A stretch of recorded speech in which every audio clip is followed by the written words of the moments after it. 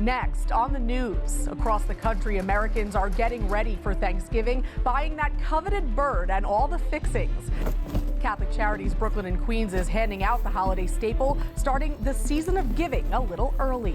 More than 30 parishes are talking turkey Monday, picking up dozens of the holiday bird to help their neediest parishioners. I'm Katie Vasquez, and I'll have that story coming up. At a packed Co-Cathedral of St. Joseph, CCBQ celebrated 125 years of service. The words of wisdom from the papal nuncio to the nonprofit. Plus, this story about two musicians playing for peace.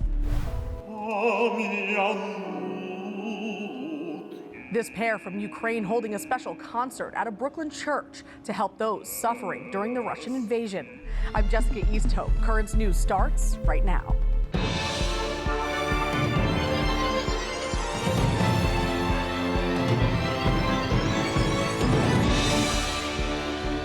We begin tonight with an announcement from the Bishop of Brooklyn. The diocese has relieved both a pastor and a deacon of their duties at a Williamsburg parish. The move is in response to ongoing investigations. Bishop Robert Brennan said the following: "I am saddened to share that investigations conducted by Alvarez and Marsal and Sullivan and Cromwell LLP have uncovered evidence of serious violations of diocesan policies and protocols at Our Lady of Mount Carmel Annunciation Parish. In order to safeguard the public trust and to protect church funds, I have appointed Bishop Witold Mrzewski as administrator of the parish. I have also relieved Monsignor Jamie Gigantiello, the current pastor, of any pastoral oversight or governance role at the parish because he has mishandled substantial church funds and interfered with the administration of the parish after being directed not to do so. I have also relieved the parish's temporary administrator, Deacon Dean Dobbins, because of his use of racist and other offensive language during private conversations held in the parish office, which were apparently recorded at Monsignor Gigantiello's direction without the deacon's consent. It was wrong to secretly record Deacon Dobbins, but the use of such language by any church employee is unacceptable and will not be tolerated." For more on this developing story, please visit thetablet.org.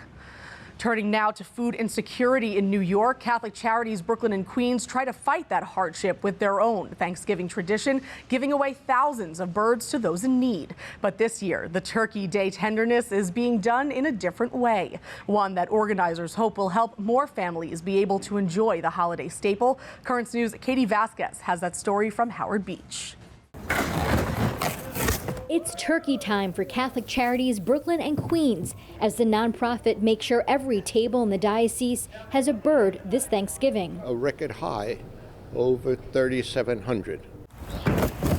That number includes turkeys and chickens for more than 30 parishes. The organization made a change this year. Instead of going to the churches are coming to them at the Monsignor Joseph Pfeiffer Resource Center in Howard Beach. All right, let's go. Come on. Parish officials pick up the birds and they hand them out to their church's most needy. In the name of the Father, and of the Son, and of the Holy Spirit. CCBQ CEO Monsignor Alfred Lapinto saying the new system helps ensure more families get to enjoy the holiday staple, and it keeps the spirit of the season alive for the faithful. It would get a little raucous.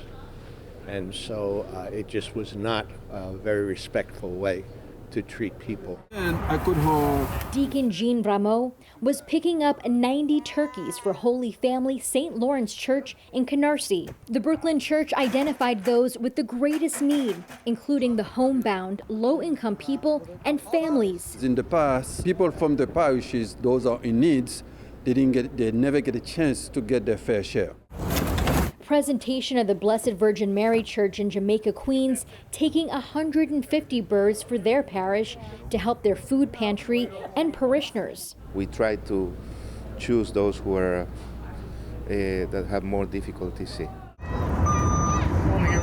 Clergy saying the free birds are a much-needed help for their flocks. We're going to help as many as we can. Any help that we can provide the community in any sense. And for volunteers like Joe Riley with Queens Local 45 Carpenters, it's a chance to spread some holiday cheer, one turkey at a time. For me personally, to give back, there's no greater feeling.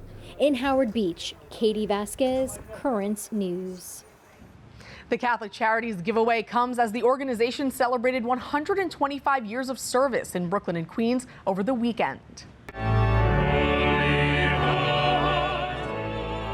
The Pope's representative to the United States, Cardinal Christophe Pierre, celebrating a closing mass at a packed Co-Cathedral of St. Joseph on Sunday.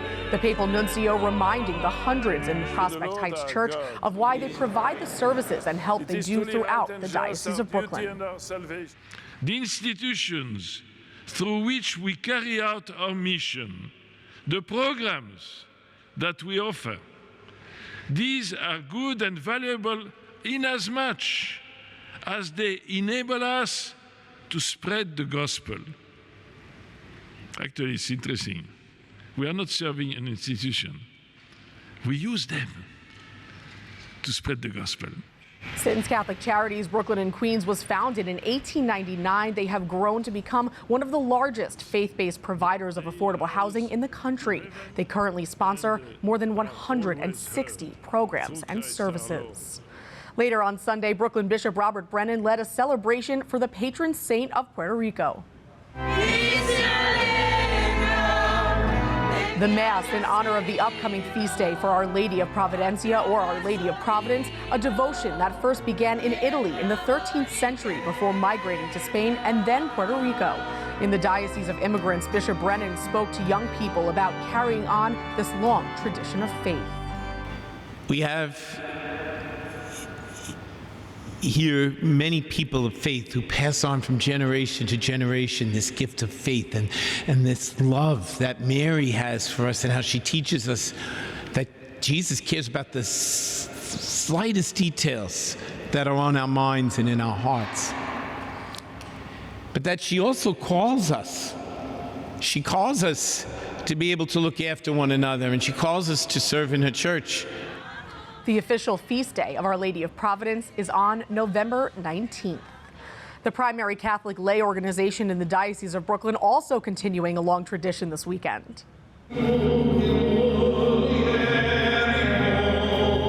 Cathedral Club holding their annual memorial mass on Saturday at Our Lady of Angels Church in Bay Ridge. Students from Xaverian High School played the bagpipes ahead of a brunch. The Cathedral Club will celebrate its 120th anniversary in 2025.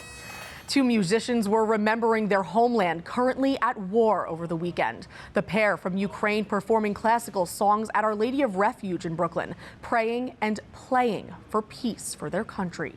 Currents News' Katie Vasquez has that story from Flatbush. The notes on this organ fill Our Lady of Refuge Church in Flatbush with music from Ukraine, a reminder of home for musician Daria Maximova. I would like to share my culture and to share my experience.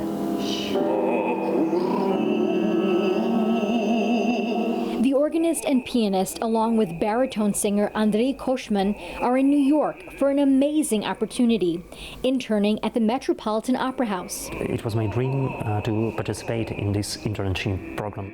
But as the symphony of music and singing builds in the church, they can't help thinking of the sorrow back home. I'm all the time on the phone with my family. And suddenly you want to start crying, but you need to go on a stage.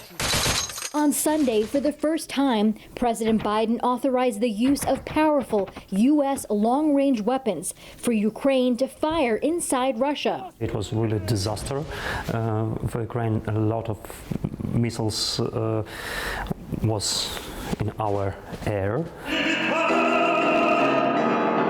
While the concert was free, Daria and Andriy urged attendees to contribute to Ukraine Catholic University, which has become a key figure in the war, helping veterans and civilians deal with trauma and mental health. Although she lives in Breezy Point, Ellen McDonald felt called to act. If there's any way we can help to rehabilitate these young men and the people that have been injured in this war, that in itself is a gift.